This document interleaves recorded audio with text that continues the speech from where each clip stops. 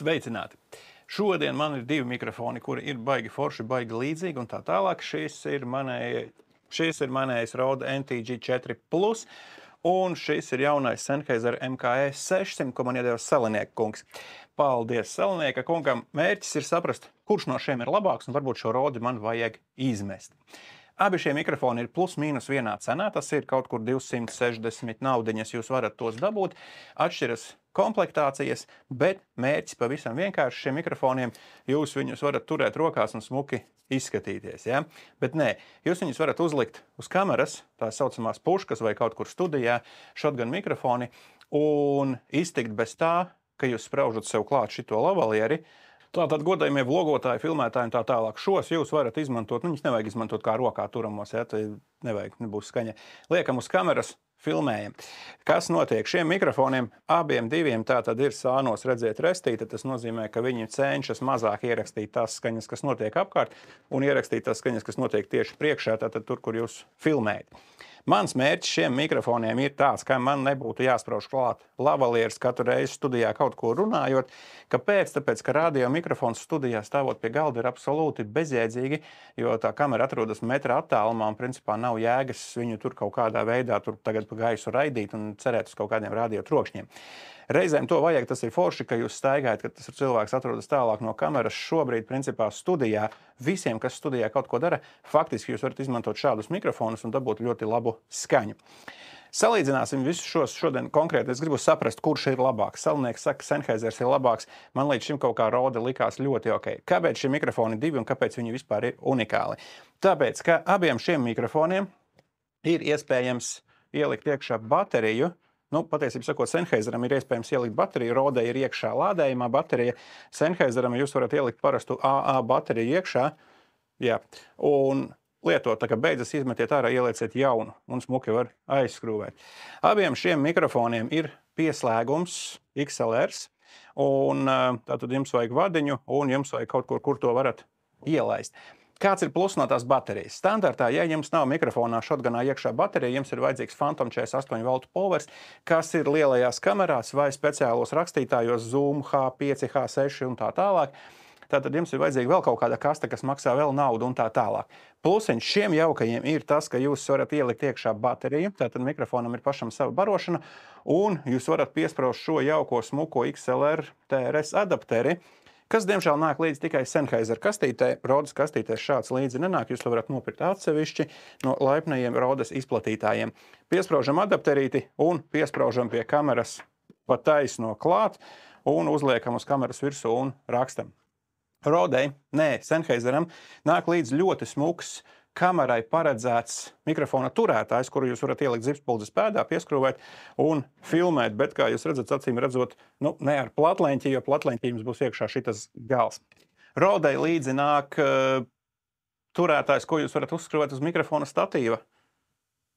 Kā viņi to iedomājas, es nesaprotu, jo jēga ir tas, ka mēs varam šos mikrofonus tātad pieslēgt bez Phantom Powera un pielikt pie kameras un ierakstīt skaņu. Tātad Rode sākumā jau vairāk ir tā kā tāds studijas variants, kurš jūs esat piesieti pie kaut kāda statīva, vai nu jums jāpērk speciāls statīvs, kā pielikt šito te pie kameras. Tātad Sennheisers ir vairāk sagatavojies kameras ērai, tātad mums ir smuks holderīts turētājs, kā mēs varam pielikt pie kameras zipspuldzes pēdas, un mums ir uzreiz adapteris XLR uz TRS 3,5 mm, kas patiesībā maksā kaut kādus naudiņas 30-40, ja jūs to pērkat atsevišķi. Attiecīgi Sennheisers ir labāks deals. Nu, lūk, baterijas. Rode ar lielu skaļu reklāmu paziņoja, ka šeit iekšā ir lādējumā baterijas 150 stundām, un lādēt jūs viņu varat ar micro USB. Jums ir jādodas laika mašīnā pagājušajā gadsimtā jānopērk micro USB vats, un tad jūs varat šo uzlādēt brīnumu.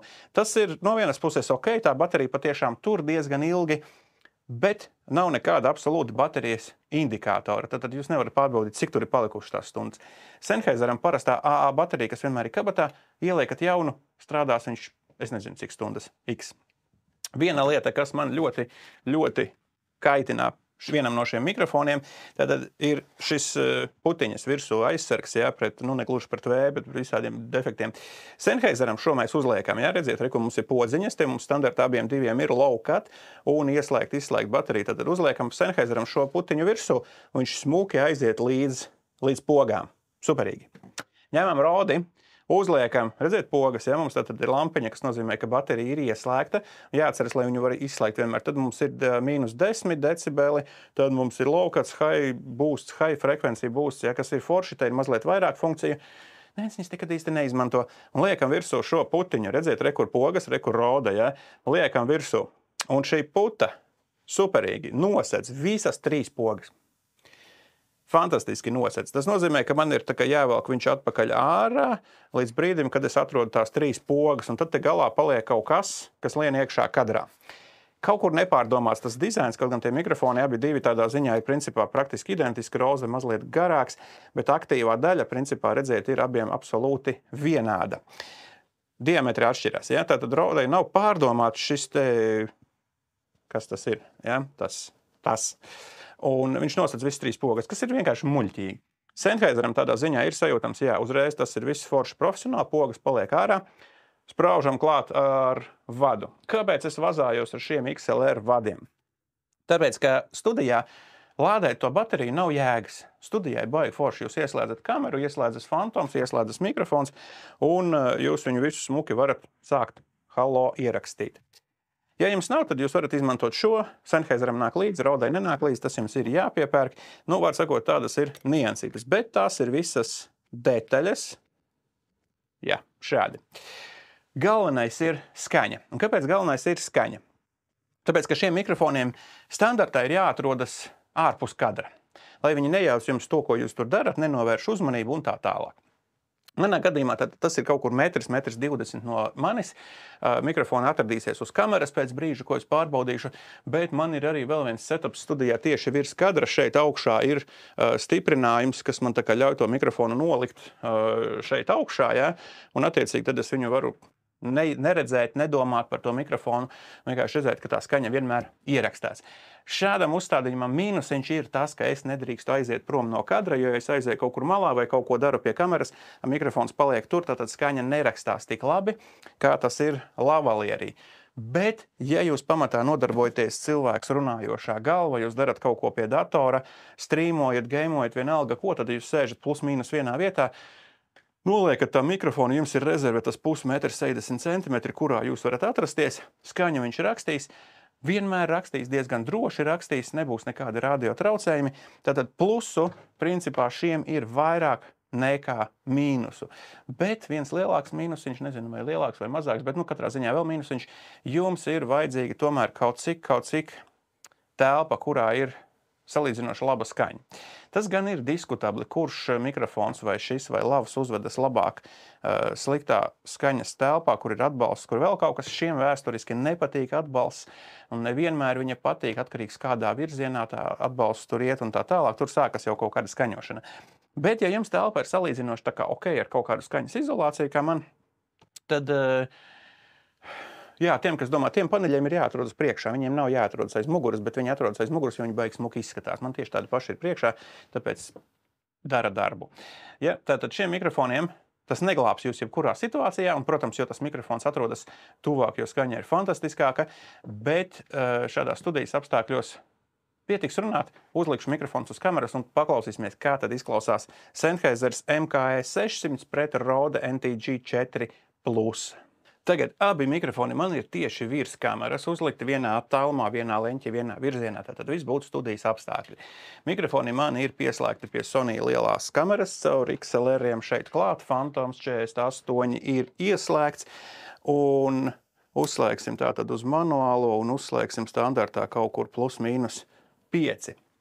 Man, protams, gribas dzirdēt uzreiz, kā tas izklausās, tāpēc mēs sāksim ar, un sākšu es ar Rode, tātad Rode NTG4 Plus. Austiņās bez nekādas skaņas apstrādes ir tāds patīkams tembrs, patīkams bass tam mikrofonam, un viņš strādā, šai gadījumā viņš vēl darbojas, ja es pagriežos prom, es jau sāku dzirdēt klusāk, bet principā tā kā šeit stāvot pie galda runājot plus mīnus, tas mikrofons to lauku paņem, kādu skaņu viņš dzird. Man ir šobrīd manuāli, es pagriezīšu mazliet skaļāk, lai es dzirdētu. Paliek jaukāk, ja tātad kaut kur 7, 8 skalā no 1 līdz 10, ja es uzgriezīšu maksimālo. Es sāku dzirdēt ventilatorus telpā, kas man ir no gaismām, bet arī faktiski, ja es šobrīd runāju, kas notiek ar leveļiem, iet mazliet pa daudz, uzgriezīsim kaut kādu 8, tad, klipo 7, principā 6, 7 skalā no 10, tas ir standarta Sony skaņa, tātad 60–70%. Es ļoti labi sevi dzirdu, kas notiek, kā tas izklausās, es dzirdu arī žaketes pogas uz galda, un jūs arī dzirdat visu, tātad visa skaņa, ko es šeit runāju, iet kamerā iekšā un ierakstās.